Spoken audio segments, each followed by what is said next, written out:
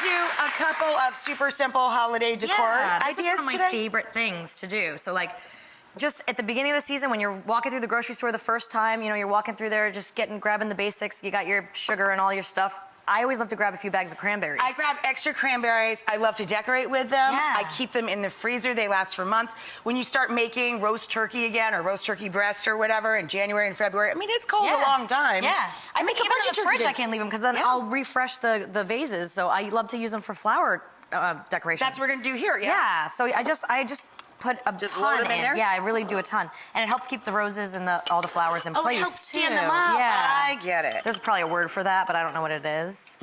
People use like crystals and stuff like that too, right? But at the holidays, it looks good. And they actually last a really long time.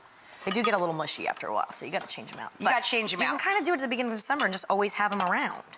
And then all right, give me a couple of you posies take your, there, will you? you take your roses. I learned that you're supposed to do it like this, right? Aren't you supposed to do it like that? I like to do it short, yeah. And you can do like red around the outside and white on the inside and kind of just do some fun. Or just all white, because that's all I have. Yeah, well, just white today. But yeah, you can do any kind of thing. But I love this because it like... And pull off a couple of the excess leaves, right? Yeah, I like to pull them off. So they don't suck up all the water. That's also what makes it get stale and yucky and smelly, right? And smelly. Yeah, and then you shove them in there, and then you add the water. Or you can add the water before you add the flowers. But the cranberries will float, so it's good to have full. That's like cool. yours, you did a good job there with the full. I didn't get it so not bad. full.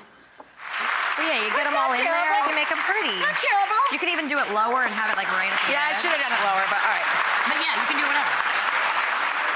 All right, so next decor tip. Okay, so I digress. I love to throw a party, and especially at the holidays, like to do, these are candy cane roses. So this is good. So you put some food dye in the water, and you can use a lot or a little, depending on what you want to do. But it's good to experiment with this before you have a party. Then you can just take a little bit off the. You just take a little bit off the bottom, just so that you can get the water fresh in there. And oh, that's flying. Here you go. Here, take two. Yeah.